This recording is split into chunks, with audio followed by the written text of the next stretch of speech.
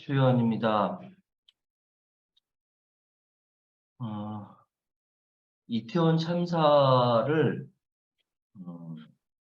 이태원에서 일하시는 분들, 이태원에 사시는 분들의 고통을 생각해서 이름을 12구 참사, 10월 29일에 벌어졌다고 해서 12구 참사라고 붙이는 게 낫겠다는 의견이 많습니다.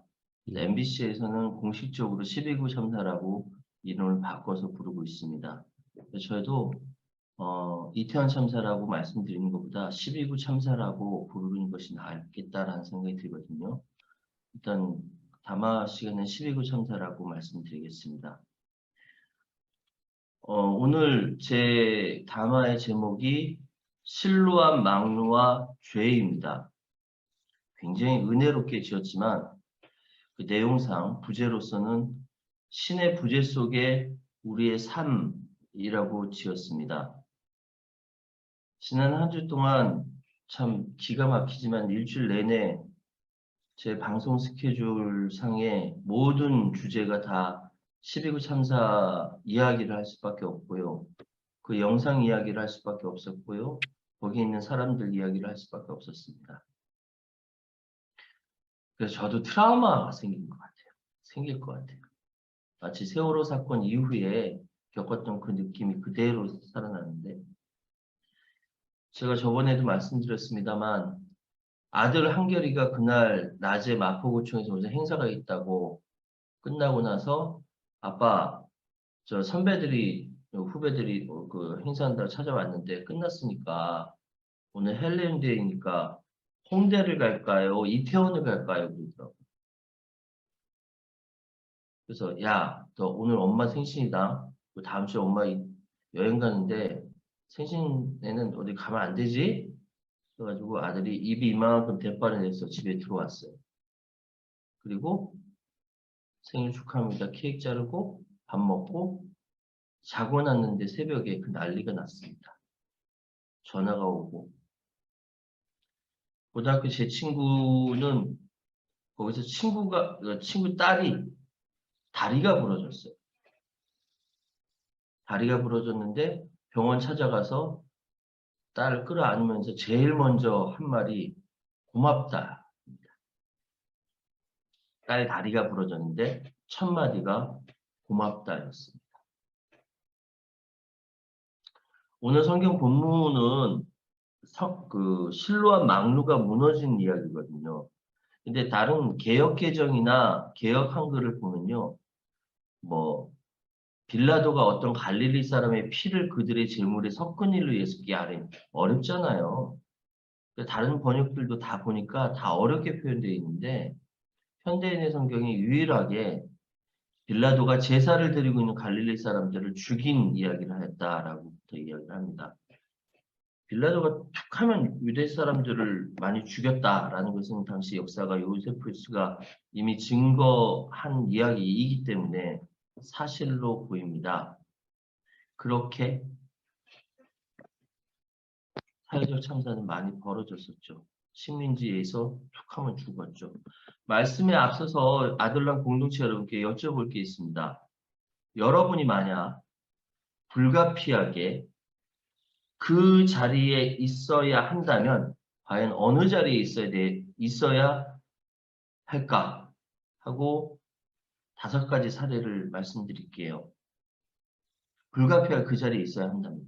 첫 번째, 2014년 4월 16일 세월호.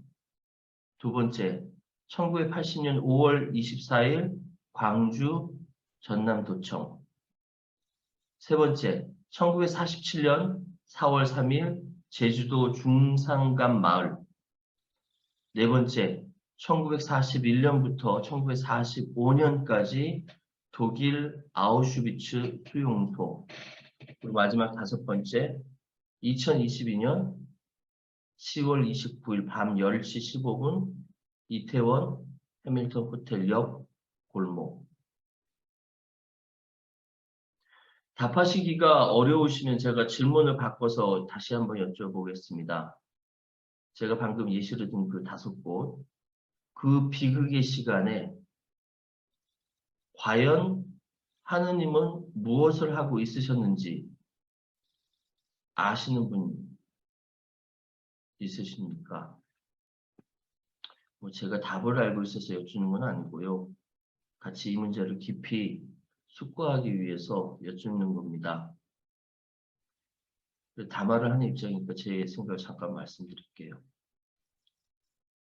흔히들 사회적 참사까지 가지 않더라도 개인적인 고통을 겪고 있는 사람에게 하는 이야기가 그 시간에 하느님도 함께 고통을 받고 있었다라고 아주 쉽게 이야기합니다. 제가 어릴 때 교회 전도사님께 들은 이야기예요. 사람이 자신이 걸어온 인생의 발자국 뒤를 돌아봤는데 늘 옆에 누군가의 발자국이 함께 있었다는 것이죠. 함께 동행하는 발자국의 주인공이 누구냐면 바로 예수님이었다는 겁니다. 그런데 그 사람이 인생에서 가장 고통스러웠던 순간에는 발자국이 하나밖에 없었다는 거예요. 의아해하는 사람이 예수님께 여쭤봤다는 겁니다. 예수님, 제 인생에서 가장 어려웠던 시간에 왜 제 옆에 계시지 않으셨나요? 예수님께서 이렇게 대답하셨답니다. 그 발자국이 바로 내 것이다. 그 고통의 시간에 나는 너를 업고 걸었다. 예민했던 사춘기 시절에 들은 이야기라서 그때는 굉장히 감동했었습니다. 그리고 이후에 몸이 크고 생각이 성장하고 나니까 다른 생각이 듭니다. 신은 왜 고통과 비극의 시간을 허락하는가? 무수한 이들의 기대와 열망과는 달리 신은 인간의 참혹한 고통과 절망스러운 삶의 현장에서 침묵하시는가? 고3 입시전쟁을 치르기 직전 마지막으로 친구들과 여행을 하며 자유시간을 보낼 수 있다는 설렘과 즐거움에 부풀어서 집을 떠나 여행지로 향하던 세월호 아이들에게 상상하기도 싫은 비극의 시간이 닥쳤는데 왜 신께서는 이불을 닫고 계시는가? 100만 명의 어린이들, 200만 명의 여성들, 300만 명의 남성들이 단지 유대인이라는 사실 하나 때문에 처참한 죽음을 당할 때 왜 그 시간에 하느님은 부재하신가? 전지전능하시다고 말씀하시지 않으셨는가? 머리털도 다스시고 눈동자처럼 아끼신다고 하지 않으셨는가? 성경 본문 누가복음 13장에서는 죄를 이야기합니다. 학살자 빌라도가 제사를 드리는 유태인을 죽일 때 실로암 망대가 무너져서 18명의 노동자들이 죽을 때 예수는 여기서 죄를 이야기합니다. 자료를 찾아보니 유대 지도자들은 이 사건의 원인을 죽은 자들에게 돌렸다고 합니다. 유대인들이 전통적으로 가지고 있는 인과응보 사상이라고 하죠. 실로암은 기온으로부터 예루살렘으로 공급되는 물을 저장하는 저주지 역할을 하는 일종의 셈이었습니다. 그런데 그것을 지키기 위해 세워놓은 망루가 무너진 겁니다. 그래서 18명이 깔려 죽었습니다. 당시 인구수를 비례해서 우리나라로 지금 생각하면 한 1800명이 한꺼번에 죽은 거라고 얘기하더라고요. 누가 그래요?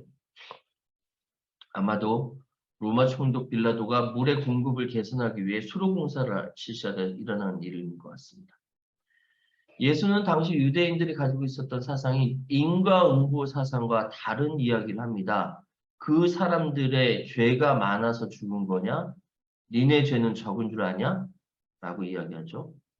아쉬운 것은 그렇게 죽은 이들에 대해서 예수는 망했다 라고 표현한 것입니다. 이 부분 저도 잘 이해가 안 돼요. 그럼 도대체 무슨 죄 때문에 죽어야만 했나? 정말 죄를 지어서 죽은 것인가? 아우슈비츠에 학살당한 아기들은 도대체 무슨 죄를 지었다고 죽나? 궁극적으로 인간사에서 거의 주기적으로 찾아온다고 볼 수밖에 없는 이 사회적 참사, 끔찍한 희생을 보면 화가 나다 못해 나 자신이 인간이라는 것이 싫어질 정도입니다. 신에 대한 원망까지 생깁니다. 그런데 신은 슈퍼맨처럼 나타나서 고통에 괴로워하는 사람들을 영웅적으로 구하거나 악을 행하는 이들을 그 자리에서 통쾌하게 심판하지도 벌하지도 않습니다. 사랑하는 사람들이 무참히 죽어가는 그 현장에서 그들을 살려달라는 절절한 절규의 기도 앞에서도 신은 침묵합니다. 80년대 치열하게 살았던 고 김흥겸은 민중의 아버지라는 노래를 통해서 하느님을 혀잘린, 귀먹은, 화상당한, 더 나아가 어두운 골목에서 울고 있을지 모른다고 쓰레기 더미에 묻혀버렸을지 모른다며 가엾은 하느님이라고 고백합니다. 저는 이 시간에 여러분과 생각을 나누고 싶습니다. 실로암 망대가 무너져 죽은 18명의 노동자, 그들이 죄 때문에 죽었다는 당시 유대인 지도자들, 그리고 너희는 죄가 없어서 안 죽었는 줄 아느냐고 일갈하는 예수, 그리고 이 모든 참사 가운데서도 아무 반응 없이 침묵하는 신에 대해 말씀을 나누었으면 좋겠습니다. 고통이나 알 수 없는 죽음으로 인간을 심판하고 선한 자의 생명만 구해주는 심판의 신, 악을 행하는 사람들을 단번에 벌하고 선의 승리를 가져오는 영웅적인 신,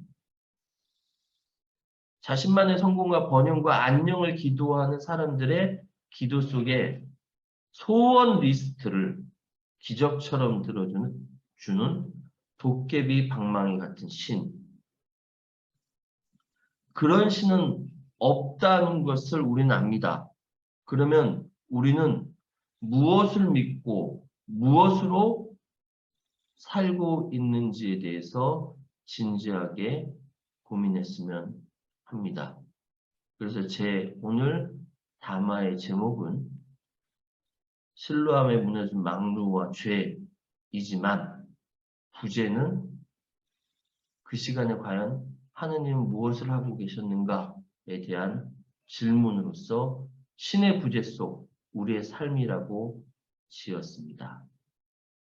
더 많은 이야기 듣도록 하겠습니다. 감사합니다. 예, 감사합니다. 오늘 아주 기독교 신앙의 근본적인 문제를 제시했습니다. 우리가 정말 꼭 생각해야 될 문제, 보통 때 생각하기 어려운 문제를 오늘 시기적절한 담화를 우리에게 전해줬습니다. 우리 한번 같이 다 같이 묵상하면서 앞으로 할 얘기들을 생각해 보십시다.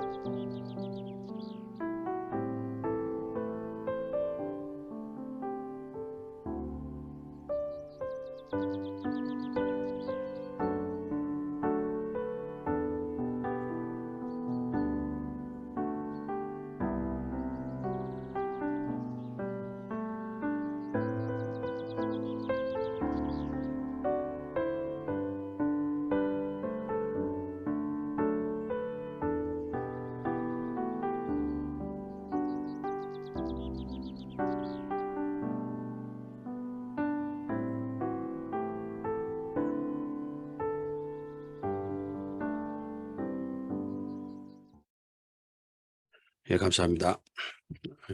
우리 이제 12구 참사를 통해서 우리가 생각해야 될 점, 우리가 결코 외면할 수 없는 문제, 이 삶 속에서의 고통의 문제를 정면으로 우리가 직면하고 대면해서 생각해 봐야 될 때인 것 같습니다. 오늘 아주 시기적절한 뭐 타이밍을 이렇게 맞출래도 맞출 수 없는 그런 담화의 시간이었습니다. 워낙 어려운 문제니까 뭐 쉽게 입을 뗄 수 없겠지만 평소에 생각하시는 거, 생각하셨던 거, 의문 가지셨던 거, 뭐 아무런 얘기라도 얘기를 나눠보십시다. 누가 먼저? 예, 제가 먼저 네. 말씀드리겠습니다. 저는 정말 오늘 주제를 가지고 거의 평생 동안 신앙이 무엇인가라는 그런 아주 원론적인 수준의 물음을 가지고 씨름하면서 살았던 것 같아요. 제가 나름대로 내린 결론은 인간이 낸 길을 인간 스스로가 해결하게 한다라는 거예요, 신은요. 그래서 저는 하나님은 침묵이다 라고 밖에 생각을 못할 것 같아요. 하나님이 사랑이고 거룩이니 이런 것들은 어떻게 보면 인간이 만든 어떻게 보면 신에 대한 이미지고요. 실제로 우리 삶을 놓고 봤을 때 우리 삶이 잘 풀리고 승승장구하고 생각보다 많은 보상들이 돌아왔을 때 하나님을 찬양하잖아요. 저는 그게 좀 의미가 없다는 게 그 반대급부에 있는 사람들이 더 많거든요. 더군다나 이 자본주의 사회에서는 제로섬 게임의 승자는 아주 극소수고 패자는 대다수입니다.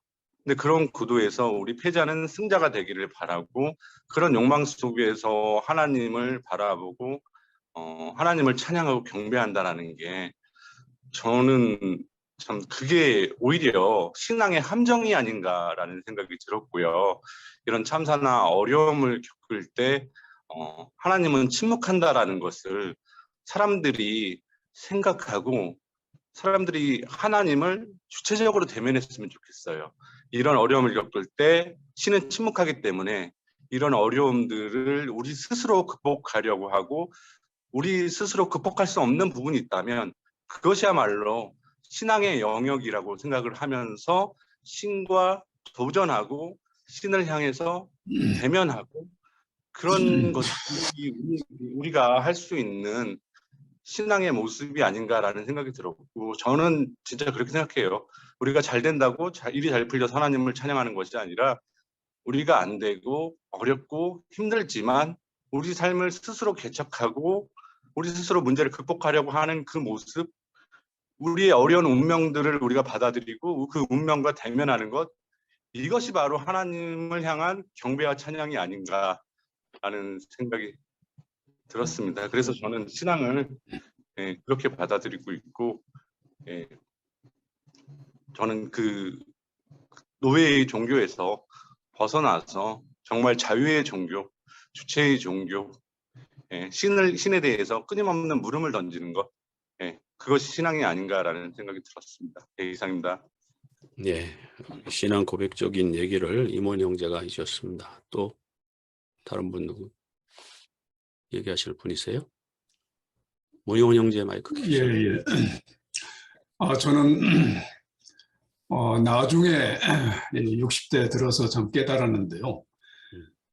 하나님은 우리가 평소에 이렇게 눈에 보이거나 눈에 보이지 않거나 이런 존재하시는 그러한 쪽의 해석이 아니라 인류의 그 기준 아니면 그 저울의 중심추 이런 분으로 보여요. 그래서 그 전에 제가 제 자신의 자신을 위해서 해달라는 기도와 뭐 사회를 위해서 뭐 좋게 해달라는 거, 뭐 복을 달라는 우리나라를 좋게 해달라는 이러한 일반적인 그 기도가 얼마나 잘못되었는지 깨달았거든요. 근본적으로 인간은 이제 그 이기적으로 태어났다고 찰스 디킨스 같은 분은 얘기를 해서 결국에는 인간은 이기적으로 태어났기 때문에 이타적인 것이 교육이 돼야 된다. 이때 이제 하나님께서는 우리 사람이 각자가 어떤 일을 했을 때 그 일이 잘못되었다, 잘 되었다라고 판단하는 그 기준, 중심, 그 추의 중심이 아닌가 이렇게 생각이 됩니다. 그래서 그것을 느꼈을 때 우리가 하는 그 그 반대 행위가 얼마나 중요한가. 그래서 그 여러 가지 철학자들이 우리 새로운 중세 시대를 거쳐서 새로운 신이 나타났다. 결국에는 우리 인간이 새롭게 이 세상을 바꿔야 되는 주체가 되었다라고 얘기하는 것이 공감이 됩니다. 저는 그렇게 생각합니다. 예, 아주 귀한 얘기 해주셨습니다. 또 다른 분들, 제가 얘기해도 예, 될까요? 말씀하세요. 네, 제가 요 사건이 나기 전에 어떤 그 말인데 사람이 그 우리가 기독교적으로 보면은 영생을 갖는다 그러잖아요. 영적 존재로요. 그런데 우리가 이 세상에 태어나는 거는 시험 때, 시험 기간이라고 그러잖아요. 이 세상에서 5년을 살건 100년을 살건 하여튼 시험을 갖다가 살다가 와가지고 이제 우리가 천국과 지옥으로 가는 걸로 따진다면은요.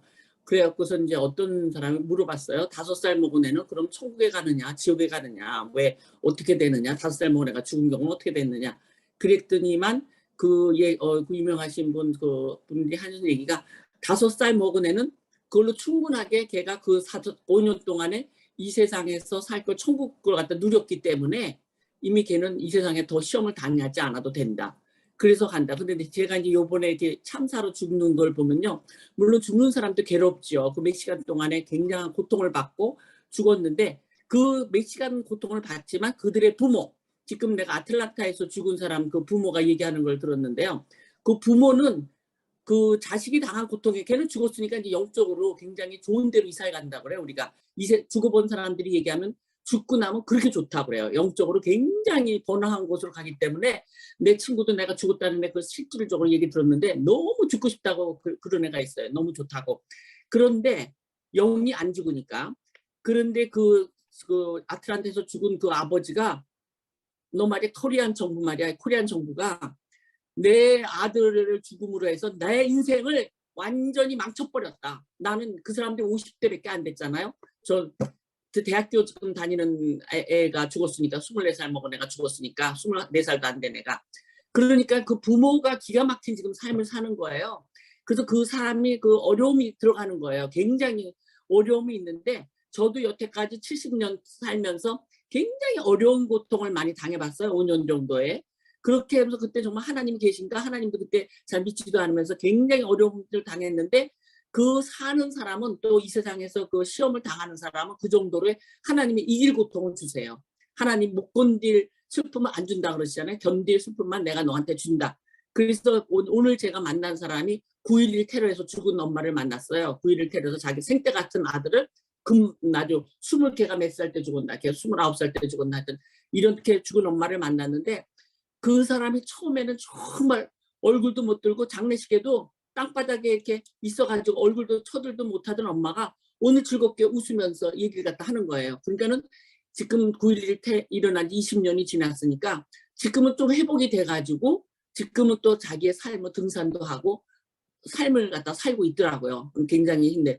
그러니까 고통이 어느 순간에 있어 세월이 또 지나면 사는 사람은 10년이고 20년이 다시 하나님을 찾으면서 또 우리가 고통 동안에 굉장히 힘들었지만 하나님과 같이 또 교제하면서 그 고통을 당할 땐 정말 하나님이 없는 것 같았는데 나중에 하나님이 같이 했다는 걸 느낄 때가 있다고 저는 생각합니다. 그리고 또 너무 심한 고통이 없으면 하나님을 만날 수도 없고 심한 고통이 있는 사람은 진짜 하나님을 만나면서 우리가 평화로운 삶을 살 수가 다시 있고 하나님한테 감사하면서 살 수 있다고 생각해요. 그랬더니 자기 아들 죽인 사람까지도 용서해 줄 수 있는 그 유명하신 목사님들이 많이 있잖아요. 그러니까 이런 것도 정말 이 참사를 일으킨 그 한국 정부는 기가 막히게 정말 나쁜 사람들이지만 이렇게 우리가 이런 고통도 꼭 이런 것도 내가 우연이라고 생각하진 않아요. 필연이다. 이렇게 정말 거기 사람들도 어떻게 보면 뭐 이 야속하다고 말되지만 죽을 사람은 죽고 살을 사람은 살고 그 죽은 사람의 부모들은 고통을 지독히 당하고 고통을 당하면서 뭔가 또 깨달을 수 있다고 생각합니다. 이만 저의 말을 마치겠습니다. 예, 감사합니다. 우리 박정희 형제 말씀하세요.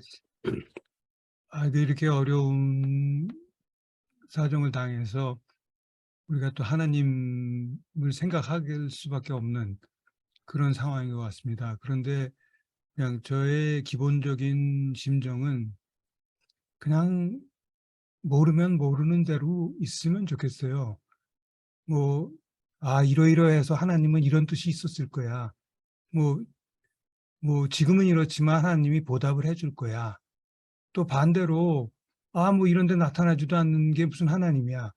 이런 모든 얘기들이 너무나 우리 그냥 편한 대로 자기 중심적으로 쏟아내는 것이 아닌가라는 그런 생각이 듭니다. 그래서 오늘 담화를 해주신 최현 형제님도 이제 그 전지전능하신 하나님 말씀하셨잖아요.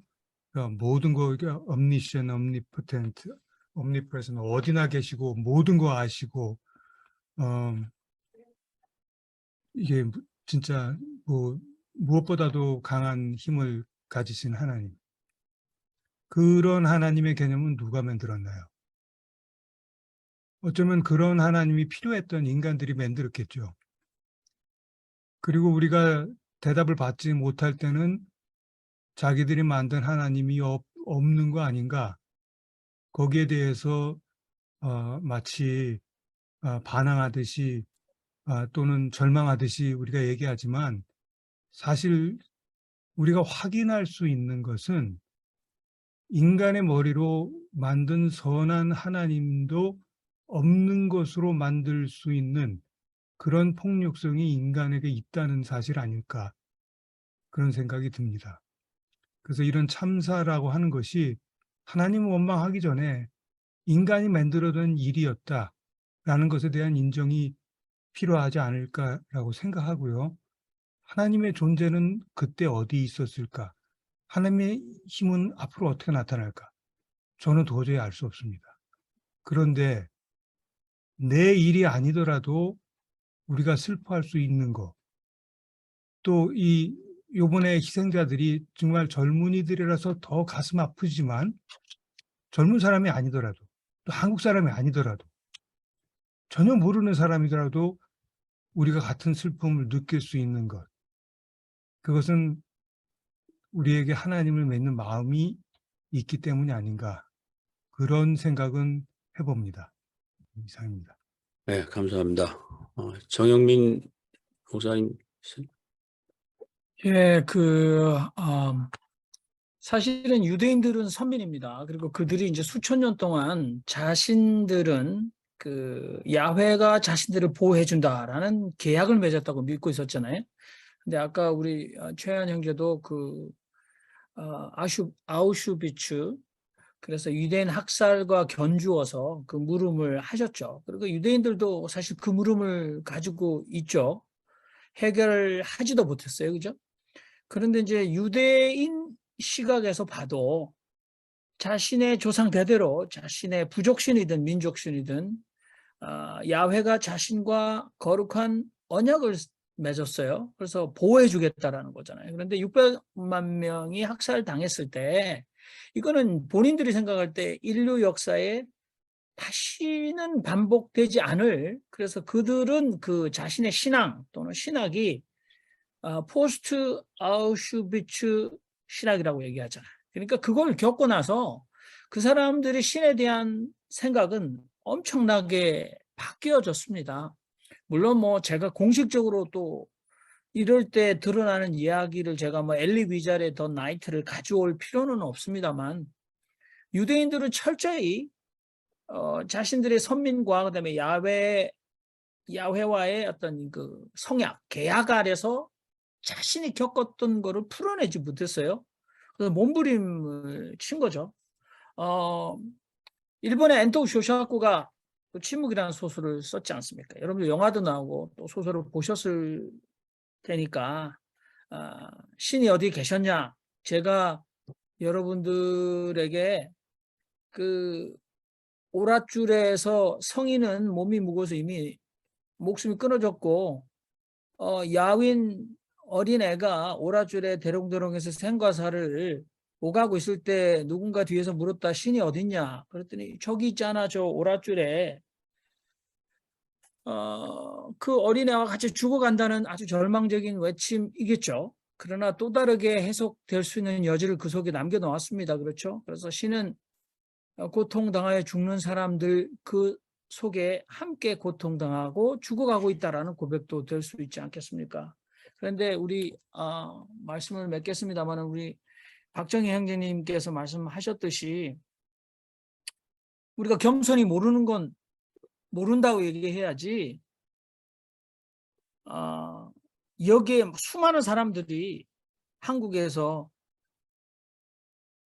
원인은 뭐 시스템 정비 안 한 문재인 정권 때문이다라든지 이태원 참사는 북한의 공작이라든지 이태원 간의 자식 막지 못한 책임이다라든지 이런 원인들을 가지고 오는 것에 대해서 종교인들도 똑같이 150명 성적으로 방종하고 귀신놀이에 타락한 젊은 애들을 죽이면서 경고하고 있다라는 그런 얘기만큼은 우리는 입 밖에 발설해서는 안 된다 그런 생각을 합니다. 저도 동일하게 겸손하게 도대체 신의 뜻은 어디 있습니까? 라고 물을 수밖에 없고 아무리 유대인들이 포스트 아우슈비츠 신학으로 자신을 지켜주기로 약속한 민족신 야훼가 도대체 왜 자기를 버렸나라는 충격이 아직도 헤어나지 못하고 있다고 한들 그래도 그들의 답은 오늘 10월 29일 참사에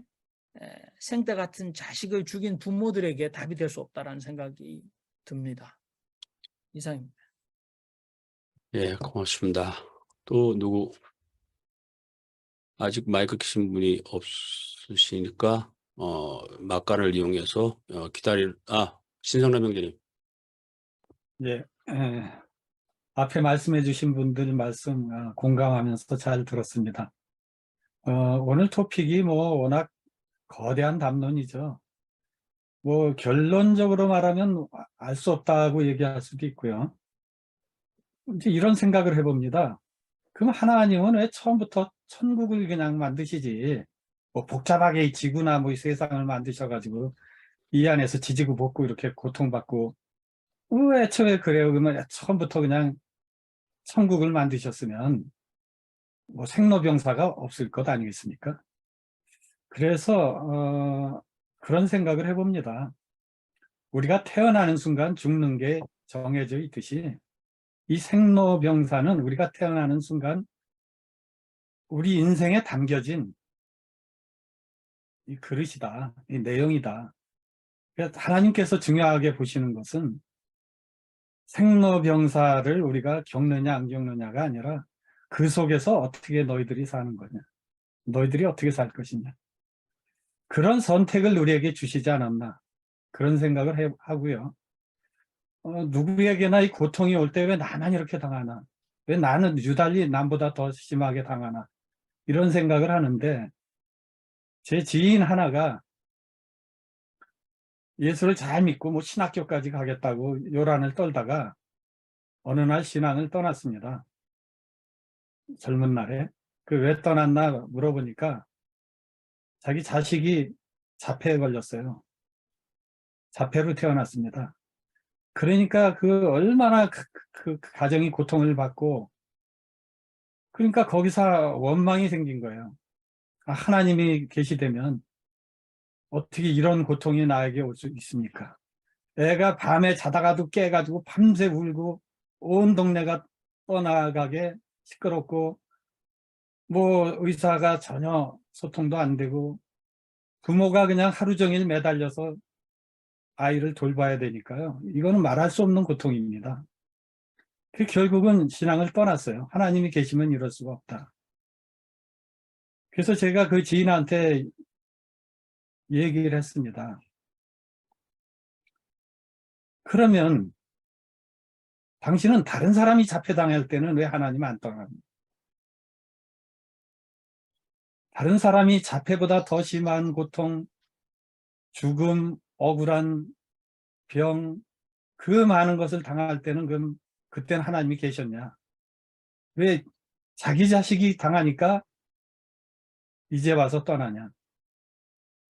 뭐 저는 그걸 따져 묻는 것이 아니라 우리에게 남의 고통을 심각하게 생각하지 못하는 그런 게 누구나 있죠. 정도의 차이입니다. 그래서 이런 고통이 올 때마다 정말 내일처럼 같이 아파하고 위로해주고 그 동참하는 그런 마음이 필요하다.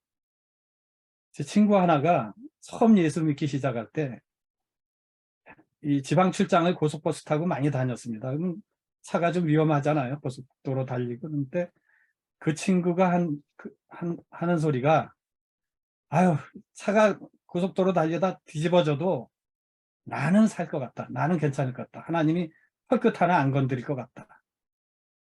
처음 예수 믿을 때 그 친구 마음이 그랬다는 거죠. 그럼 과연 그런가? 지금도 그렇게 대답할 수 있나? 우리가 고통과 아픔과 슬픔을 당하는 것은 죄가 있고 없고의 문제가 아니고 오히려 이제 예수를 오래 믿는 사람들일수록 더욱 두려움이 생기는 거죠. 아, 나도 언제든지 하나님 앞에 그냥 종이장 한 장처럼 구겨질 수 있는 연약한 존재다. 그러니까 더욱 겸손하게 되고 더욱 한 시간 한 시간이 소중하게 되고 더욱 이웃이 가치 있게 느껴지고 그렇게 살아야 되는 거 아닌가, 그런 생각을 해봤습니다. 감사합니다. 네, 고맙습니다. 또 어느 분은 내가 이야기를 하지 않으면 안 되겠다 이런 분 없습니까? 이런 중대한 문제를 만나서. 네. 이승용 형제. 예, 누구? 아, 네, 예, 말씀하세요. 네, 이승용입니다. 예, 저는 예, 불가지론자라고 전에 말씀드렸는데 신이 있는지 없는지 알 수가 없다라는 쪽입니다. 근데 만약에 제가 신이 있는 쪽으로 이제 생각을 해본다면 신은 우리한테 가르침을 준다. 인간에게서는 가르침을 주고 자연 재앙에 대해서는 도움을 준다. 이런 생각을 해봤습니다. 왜냐하면 인간이 겪지 못한 인간 본성의 악함이 드러났을 때, 재앙이 닥쳤을 때 인간이 그것을 배우고 다음에는 이런 일이 일어나지 않도록 대비하고 예방하고 이런 가르침을 준다는 신의 역할이 아닌가 생각도 하고요. 그 다음에 자연재해는 인간이 어떤 손을 쓸 수 없는 그런 오로지 신만이 담당할 수 있는 그런 영역이라고 생각합니다. 그때 아마 인간들이 신의 존재를 많이 느끼지 않나 이런 생각을 해봤습니다. 고맙습니다. 예, 이승용 형제님이 페이스북에 나는 하나님을 1%만 믿는다라는 글을 쓰셨죠? 맞죠? 네네. 예, 그러니까 우리 가운데 아도람 식 가운데 가장 믿음이 적은 이승용 형제님의 말씀이었습니다. 우리 늘 하나님께 시비를 걸고 사는 우리 김경일 신부님, 뭔 얘기가 할 얘기? 제가 지금 얘기 들립니까? 잘 들어요. 네. 제가 이거 기계를 작동하는 걸 잘 못해서 좀 자신감은 없습니다. 제가 이거 신학원을 가겠다고 이제 원래는 제가 이제 대학원에서 신문학을 했는데 신학원 가겠다니까 아버지가 너는 집안을 일으켜야 될 독자인데 안 된다. 그 아버지가 반대하니까 못하는 거예요. 아버지 워낙 좀 무섭고 이러니까. 근데 그리고 이제 아버지가 갑자기 교통사고로 돌아가시고 또 이제 제가 신학원 들어가니까 또 외할머니가 또 암으로 1년 앓다 돌아가시고 또 여동생이 또 위암에 걸렸어요. 그래가지고 의사가 1년 뒤에 이제 반드시 재발한다. 그때쯤에 또 제가 신학대학원에서 또 그때 뭐 신학대학원 들어가지고 주교를 쫓아내고 뭐 학장을 쫓아내고 이렇게 돼가지고 학교 또 잘렸어요.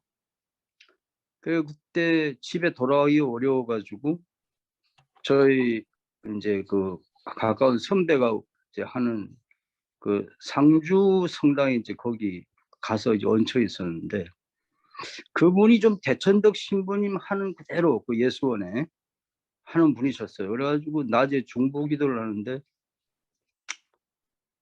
12시에 하는데 제가 이제 밥을 얻어먹으려면 그 기도를 참석을 해야 이제 떳떳하게 밥을 얻어먹을 수 있기 때문에 항상 그거는 참석하거든요. 근데 그 갑자기 제 머리에 손을 얹어가지고 그때 제가 기도가 터지더라고요. 한 30분쯤 혓바닥이 지 맘대로 통제가 안 되는 걸 경험했는데 그때 저는 이제 그걸 하나님의 음성이라 생각하는데 제발 한다 안 죽는다 두 마디를 들었어요. 저는 이제 그걸 신체험이라고 생각하는데 뭐 그리고 또 어떻게 하다 보니까 또 신학원 복학이 됐고 하여튼 결론은 이제 떠돌이 생활 하다가 이제 교회에서는 완전히 쫓겨났고 그래가지고 10년 만에 이제 사제가 됐는데 뭐 저는 이제 기도만 하면 하나님이 뭐 이루어 주신다 이런 걸 아예 믿지도 않고 기도를 제가 한 대로 많이 들어주셨다면 지금 오늘의 나는 없다고 봐요. 하나님이 제 기도는 웬만해서는 안 들어주는 하나님이시더라고요. 기도를 안 들어주셔서 여기까지 왔다는 거. 그게 참 제가 기도할 줄 모른다는 얘기겠죠. 근데 이제 아들을 이제 한국에서 아무리 봐도 이놈이 저는 워낙에 저기 원수를 많이 졌기 때문에 한국에서는 서품을 못 받을 것 같아서 유학을 보내는데 또 미국에서 또 왜 너 미국 와서 서품 받으려 하냐 그래서 또 거절당해가지고 돌아왔어요. 돌아왔는데 한 3년 6개월을 아들이 그 서품 받는 과정에서 얼마나 방해를 받는지 뭐 시험도 계속 떨구고 뭐 그냥 우리 주교한테 그 시험 떨구는 그 신학 그 교수하는 놈 내가 하여튼 인생이 뭔지 가르쳐 줄 테니까 네가 조치해라 이래서 간신히 여러 고비를 넘겨서 뭐 죽인다는 얘기죠. 그러니까 네가 나의 삶의 희망을 이렇게 깨부신다면 난 너도 내가 죽일 수밖에 없다. 통과하고 이렇게 해서 억지로 아들이 이제 서품을 받았어요. 그 과정에서 제가 참 많은 걸 느꼈는데 3년 6개월 잠을 거의 못 자다시피 하고 이제 뭐 기도도 했다가 뭐 고심도 많이 하고 그랬는데 근데 이제 다행히 하나님께서 어쨌든 아들도 원하는 또 이제 그 직을 받게 됐죠. 근데 저는 예수님이 그때 예수님에 대해서 참 많이 좀 물어본 것 같아요. 도대체 당신은 뭐냐? 신체형으로 따지자면 그 뒤에도 여러 뭐 몇 번 뭐 100% 죽는 교통사고도 여러 번 당했고 했는데 하여튼 뭐 매번 무사히 또 넘어갔어요. 넘어갔는데 이거는 100% 죽을 교통사고인데 또 끄떡없이 살아나는 거 보고 그때 느낌이 이게 하나님의 경고로 느껴지지 않고 너 이렇게 언제든지 내가 데려갈 수 있으니까 네가 해야 될 일을 해라. 난 그렇게 저는 받아들였거든요. 아마 좀 신에 대한 해석이겠는데 예수님의 삶을 보면 제가 보기에는 십자가를 향해서 죽으라고 달려가 가지고 그냥 본인이 매달린 걸로 느껴지거든요. 예수님은 진짜 이분은 자기는 거의 자살 수준이라고 보는데 저희들한테 그렇게 요구하고 있는 것 같아요. 약자를 위해 살아라. 약자를 위해 나같이 이렇게 죽어라. 이렇게 명령하고 있는 걸로 저는 받아들여지거든요. 예, 고맙습니다. 네. 예. 또 한마디 더 하면 안 돼요? 한마디만 해요, 그럼. 네. 너무 폭군이네. 참. 여기는 엄격해. 그렇죠. 조금만 좀 봐주세요. 제 둘째 아들이 다운 신드롬이에요 또. 우리 집안에 이게 뭐 이런 애가 없는데 어떻게 튀어나왔냐. 이제 늦게 제가 이제 저희 집사람하고 이혼을 안 하려고 아무래도 새끼를 낳아야겠다 해가지고 낳았는데 또 이게 다운 신드롬이에요.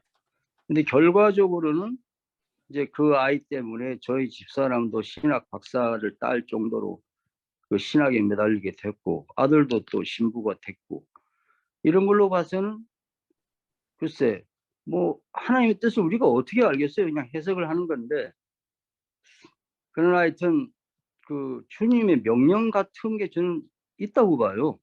뭐 사람도 다 비참하게도 죽고 뭐 약자들 죽는 거 보면 뭐 너무 불쌍하잖아요. 근데 저같이 좀 기질이 센 놈한테 야, 너 약자를 위해 살아라 이런 명령 아닌가 이렇게 생각합니다. 죄송합니다. 말이 길어가지고. 우리 저 김경희 신부님은 얼굴이 신학이야. 뭐 다른 거 얘기할 거 없이 얼굴 보면 거기서 그 신학이 다 느껴져요. 어디 천주교 신부하고 술 좀 길게 하다 보니 여기 또 이렇게 됐습니다. 죄송합니다. 예, 어저께 만났으면 천주교 신부, 성경의 네. 신부, 개신교 또라이 목사 이 셋이서 아주 조합이 좋았을 좋았을 텐데 건데 그냥 참 저기 아깝습니다. 네. 서로 장소를 헷갈려가지고 못 만났습니다. 뭐 이럭저럭 시간이 돼가는데 마지막으로 이번 보스를 놓치면 안 되겠다 이런 분 없습니까? 그러면 제 눈에 안 보이는데요. 그러면 마감을 하도록 하겠습니다. 그 아까 우리 정영민 목사님이 그 엘리비젤 얘기를 잠깐 하셨는데 뭐 이제 모르시는 분들이 많이 계실 것 같아서 간단하게 소개하면 이런 겁니다. 기독교는 두 가지 기독교가 있습니다. 아우슈비츠 이전의 기독교가 있고 아우슈비츠 이후의 기독교가 있습니다. 근데 대부분은 여전히 아우슈비츠 이전의 기독교를 믿지요. 엘리비젤은 아우슈비츠 이후의 기독교를 우리에게 열어준 작가인데 한마디로 이런 거예요. 유대인이 600만 명이 아우슈비츠 수용소에서 그렇게 죽어갈 때 하나님은 어디에 있었느냐라고 하는 질문에 너 못 봤냐? 하나님이 그 가스실에 들어가는 예수가 가스실에 들어가는 거기에 줄 서 있는 걸 못 봤냐? 라고 하는 겁니다. 그 차이입니다. 간단하게 얘기하면. 예, 간단하게 말씀드리면 그렇습니다. 자, 그러면 그리고 한 가지 참 제가 그 아까 신성남 형제님이 소개하신 그 뭐 차가 뒤집어져도 자기는 안 죽는다라고 하시는 분, 저는 그분의 믿음도 존중합니다. 왜냐하면 그런 철없는 믿음이 때로는 사람을 살릴 수가 있어요. 저는 월남에서 그런 경험을 했는데요. 그 월남에서 군대에서는 그 정훈 자료가 필요하잖아요. 뭐 별것도 아닌 거지. 막 뻥튀기 해가지고 사람들 자극시키기. 김하복 병장이라는 그 신화가 있었습니다. 제가 월남전에 있었는데. 근데 그 친구가 자기가 가는 곳에는 절대 안 죽는다. 그런 믿음을 가지고 전투에 뛰어들어서 많은 전공을 살렸다는 거예요. 그래서 실제로 그랬는지 어땠는지 모르지만 여하튼 그 친구 스토리를 보면 뭐 그런 게 좀 있어요. 때로는 전쟁터에서도 상당히 크리스찬이 용감한 거를 볼 수 있어요. 평소에 성질 잘 부리고 그런 사람들이 용감한 게 아니더라고요. 그러니까 사생관이 확실한 난 지금 죽어도 천국 간다. 뭐 이런 믿음. 그런 믿음이 용감하게 만들 수도 있습니다. 그러니까 때로는 그런 철딱서리 없는 믿음이 상당히 사람을 용감하게 만들고 어떤 용기를 주고 그럴 수도 있습니다. 그러니까 그런 믿음도 부정해서는 안 된다고 봅니다. 철없는 믿음은 철없는 믿음대로, 철 있는 믿음은 철 있는 믿음대로 다 믿음의 가치가 있다고 생각합니다. 최현 형제 정리해 주시고 기도합시다. 예, 제가 오늘 담화 제목으로 실로한 막루와 죄라고 했고 부제로는 신의 부재 속에 우리의 삶이라고 지었습니다. 선생님도 좋은 말씀 제가 잘 듣고 그것이 저의 신앙의 자양분이 되었으면 좋겠습니다. 2014년 세월호 때 17살, 18살 되었던 고등학교 2학년 친구들이 8년이 지나서 지금 2022년 25살, 26살 이태원에서 또다시 죽은 겁니다. 세월호 아이들이 커서 이태원 와서 죽은 거죠. 제가 개인적으로 신앙에 눈을 떴다라고 생각되는 데는 언제였냐면은 제가 중학교 3학년 때 저희 아버지가 전두환 정권과 맞서 싸우다가 광화문에서 납치를 당했어요. 그래서 보안사에 끌려가서 죽도록 두들겨 맞고 충무로에 있는 그 백병원에 내던져져서 엄마가 무서워서 제 손을 잡고 거기 갔었죠. 네, 이렇게 시체처럼 널브러져 있는 아버지를 보면서 하나님은 어디 계신가라고 생각했는데 그때 아버지가 두들겨 맞으면서 기도했대요. 내가 여기서 죽으니까 하나님 우리 아들 요한이 잘 크게 해주세요라고 기도했대요. 사람이 그런 것 같아요. 하나님이 실제로 병을 앓고 있었다라고 성경에는 기록되어 있습니다. 근데 개역 개정에는 질고를 아는 자라 이사야서 53장 3절에 질고를 아는 자라고 그냥 눈치고 넘어갔는데요. 사실은 세번역에 보니까 언제나 병을 앓고 있었다라고 표현되어 있네요. 병을 앓는 것과 병을 아는 것은 천지 차이죠. 인간이 병을 앓고 인간이 아프고 할 때 하느님도 같이 병을 앓고 같이 아프고 아까 말씀하셨던 죽으러 아우슈비츠 수용소에서 줄을 서 있었다라고 고백합니다. 기도하시겠습니다. 인간이 잘 몰라서 이럴 때는 하느님을 원망했다가 좋은 일 생각하면 또 쪼르르 달려가서 하느님 감사합니다 라고 기도합니다. 인간이 나약한 건지 인간의 인지가 그것밖에 되지 않는 것인지 모르나 신의 부재 속에 살아가는 우리 인간들의 인식 가운데 그럼에도 불구하고 약자 우선성의 원칙을 지키신 가나안 가다가 강도 맞은 사마리아인의 모범을 우리에게 말씀하신 우리 예수님께서 지금 우리에게 현존하셔서 유가족들을 위로해 주시고 상처받은 많은 사람들을 마음을 다스려 주시옵소서. 예수님 이름으로 기도드렸습니다. 아멘. 아멘.